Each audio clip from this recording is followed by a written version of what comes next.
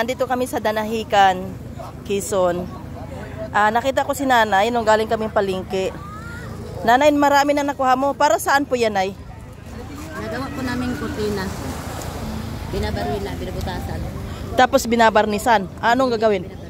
Ganyan na talaga ang kulay niyan. Tingnan mo nga. Tingnan mo si nanay, ang dami na nakuha, oh. Nakaano na kami. Iba-ibang...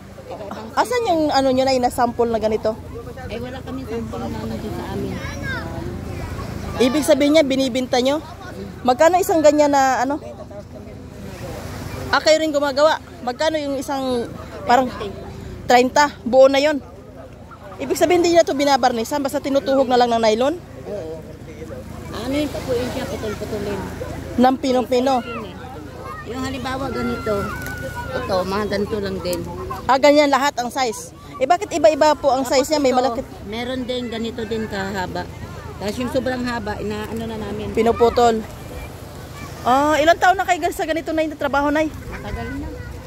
Sa ganitong trabaho? Pag may order. Ito lang talaga ang binubuhay nyo. Tapos nakakapagpatapos naman kayo ng anak sa ganito. Imagine niyo mga langga sa ganito hanap buhay ni nanay. Huwag natin kasi malaitin yung mga taong naghahanap buhay ng ganito. Kasi mayroon kasing ibang mayayaman na pag nakakita ng ganito, yung minamaliit nila, yung tao. Pero tinan nyo, sa pamumulot ni nanay ng kahoy na ginagawang kortina, imagine nyo, pati si tatay ayun, oh. Nakapagpatapos yan ng anak. Dito tayo banda, Nay. Ito si tatay, oh. Ang dami na nakuha, ang dami mo nakuha, tay. Talaga lang. Ibig sabihin ay pag malakas lang ang alon, Pag may lakas ang alon, madaming ano. paghabagat. Nakakailang sako naman kayo pag ganyan mula dito hanggang doon sa tabing dagat? Nakaano na kami. Ha? 50. 50 ang ganito na bimids na sako? Imagine niyo, ha?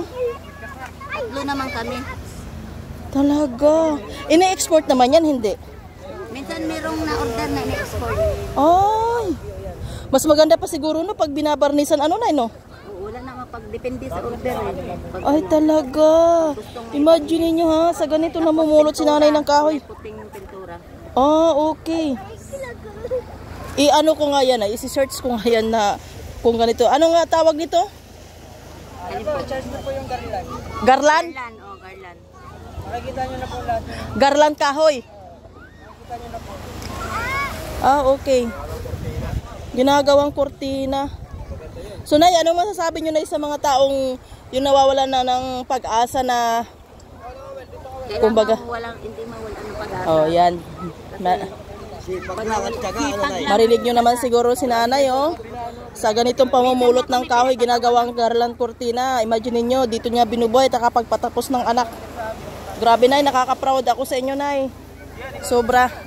Ayan, maraming salamat sa inyo lahat, guys. Paki-follow na lang. Thank you.